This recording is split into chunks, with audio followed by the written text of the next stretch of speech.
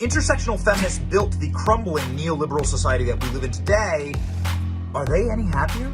So we're unhappy when we're dating. We're not getting married. If we do get married, we end up getting divorced. And as a result, Pew Research has found that our generation is just taking ourselves off the market entirely. We decided it's not even worth it. Women are maybe think they're in a relationship or are in a relationship, and they're sharing higher quality guys. There's this concept called hypergamy. Women are all chasing after the top tier of men. So a lot of women are happier sharing a top tier guy than settling for a guy that's actually on their level. I'm curious what all of you would say. Do you think that our generation is happy? Do you think that we're thriving? Do you think that this progressive society that we've spent so many decades trying to build a utopia to live in is working? I don't think any previous generations were either happy. I wouldn't say happy either. Women's rights. But we can't define what a woman is. But also men can be women. And no uterus, no opinion. But also men can get pregnant. Men are oppressing us. But also, it's okay if biological men take over our spaces and our sports. Women are so over-sexualized in this culture, but it's empowering if women are the ones sexualizing themselves. Are you guys quite done yet? Like, are you okay? That just about sums it up. This is my friend Brianna Robinson. You should absolutely go follow her. She's fabulous. It's incredibly hypocritical, as everything is. Modern day feminism is not consistent in the slightest. Somebody commented and said, high empathy and low IQ generally correlate with feelings over facts. I mean, that's the basis of modern day feminism. Do you think that with all the movements and the freedom, women are happier? Modern feminine women are now promoting a dangerous narrative, which is that they believe they can function in societies without any men in those societies. This is a dangerous narrative because it will misinform young women about how they can do that, without ever having to work for it. Will these women work in the sewers? Will they work in the mining industry? Will they literally work in deplorable conditions that men work in just so they can feed their wives and children? Or is it just the CEO that modern women want to emulate and look at? Why the hypocrisy? Why selective equality? Truth be told, this isn't equality. It's gender politics for domination, while using whole generations of innocent women as pawns. While giving women a larger share of the advantages, men are expected to do more work. The fact that certain men have realized this and are backing down makes it difficult for the women who are fighting for equality.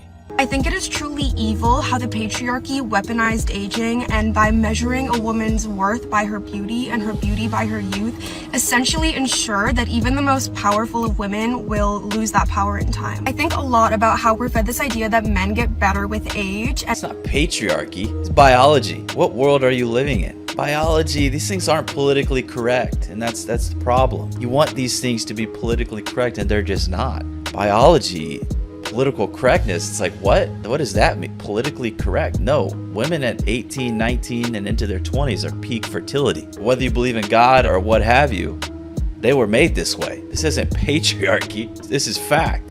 Men will be able to spot when they are being taken advantage of if they are informed that they are needed because they are expected to work harder than they should and provide women with at least half of the riches.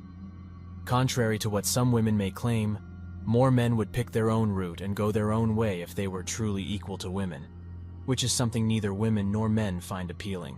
Why do I say this?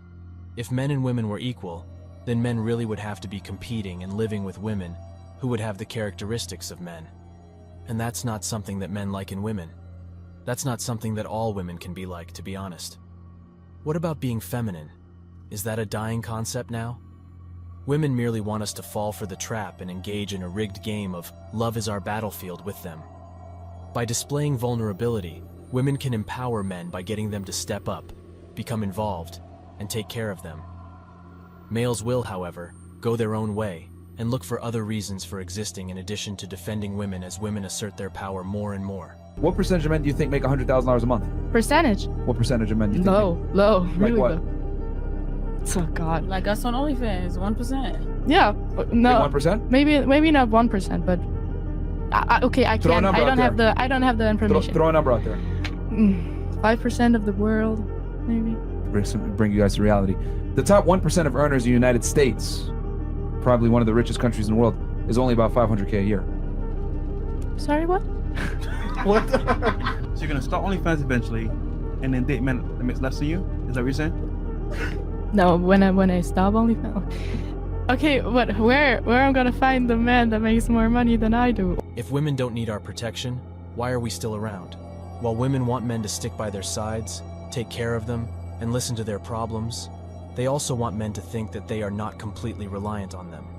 I believe this is something that the person who changed her gender wasn't aware of.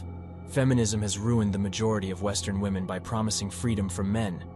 Women need men more than they realize because they are dissatisfied with their jobs and are becoming crazy, lonely cat ladies. But they won't admit it as long as it is taboo to do so. They will gradually come to understand it when our culture becomes more conservative in the coming years. If women do not require our protection, why are we still here? Women want men to stick by their side, care for them, and listen to their problems, but they also want men to think they are not reliant on them. This is something that the individual who altered her gender didn't understand. Feminism's promise of freedom from men has ruined the lives of the majority of Western women. Women are more in need of men than they think because they are dissatisfied at work and are morphing into crazy, lonely cat ladies. But they won't admit it as long as it is frowned upon to do so. They will eventually notice it when our culture becomes more conservative in the ensuing decades. Women will suddenly claim to care about males in this scenario, thereby forcing men back to the negotiating table. Because the men's rights movement aims to reunite men and women in a conventional relationship, there are numerous traditions within it. Since women gain from either choice, feminists only want to present those two possibilities to men. We decide against choosing either alternative since we are aware that both are gynocentric and that neither has a chance of success. As an alternative, we decide to leave the circumstance by moving on. The problem is that there is no formula to anticipate when men will cut off conversations with women and leave. The feminists are aware of this in secret, but they are reluctant to reveal it out of concern that they would lose all of their current devoted slaves we call simps. Instead, they simply ridicule men who make their own decisions, labeling us as men who prefer other men because we don't want to be a woman's slave. They also accuse us of being misogynists in an effort to make us all incapable of relating to women. They want us to be concerned about losing access to their vulnerable selves. They hate us even more because we honestly educate other men about the reality of contemporary life. Feminism has ruined the majority of Western women by promising freedom from men. Women need men more than they realize because they are dissatisfied with their jobs and are becoming crazy, lonely cat ladies. But they won't admit it as long as it is taboo to do so. They will gradually come to understand it when our culture becomes more conservative in the coming years. Women will then assert that they require men because it is popular to do so, not because it is true. And they will act shocked when men treat them with true equality, which they eventually don't like. And there goes feminism down the drain. Many men will actually respond and help women who call out for assistance from men, re-establishing the so-called conventional relationship. Neo-traditionalism will resurface if they ask men for help. When numerous men come to help them as a result of their appeals, a new type of neo-traditionalism will undoubtedly emerge. In exchange, they will receive traditional relationships. In this situation, women will abruptly assert their concern for men, bringing them back to the negotiation table. Therefore, it is utterly unreasonable for women to make statements like, "What men bring to the table." The meat and vegetables that are on your plate and that are on the table were probably all raised on farms that we created. Men also likely worked on the water mains that allow you to fill your kettle or drink water with the meal we produced. The beer that you can drink to eat with the food that we farmed was likely created by us working at the breweries.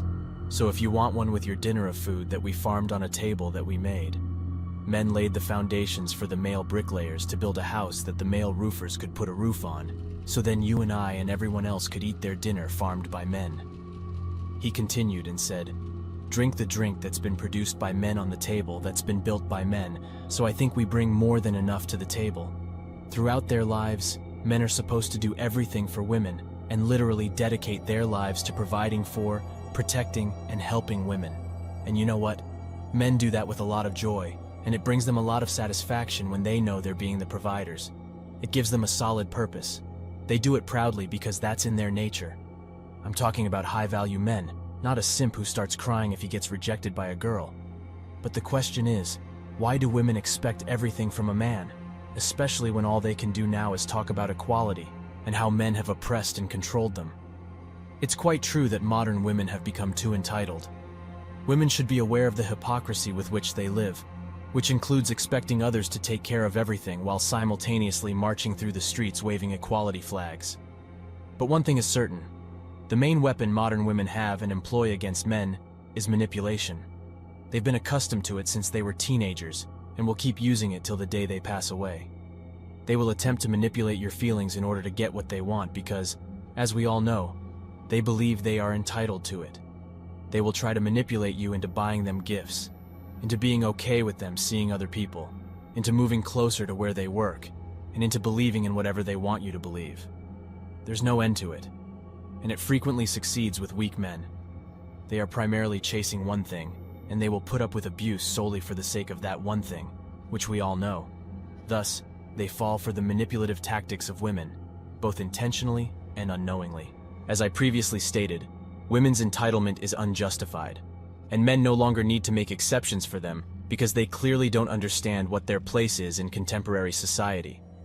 If a woman makes an unjustified or incorrect claim based on her inflated ego and entitlement, men need to make sure to put her in her place. The entire equality discussion gives off the impression that women will only receive partial equality. As you can see, women desire equality, but they also want to work for it. An illustration. Women still won't be queuing up to work in the construction sector. They will discuss equality in order to limit their ability to serve as CEOs and board members of businesses in the construction sector. They will only discuss their military service as leaders of businesses in the defense sector. Thanks for watching The Circle of Kings. As always, we're looking forward to your support. So please hit the like button, share this video with your friends, and subscribe to the channel to stay updated with everything all kings like yourself need to know.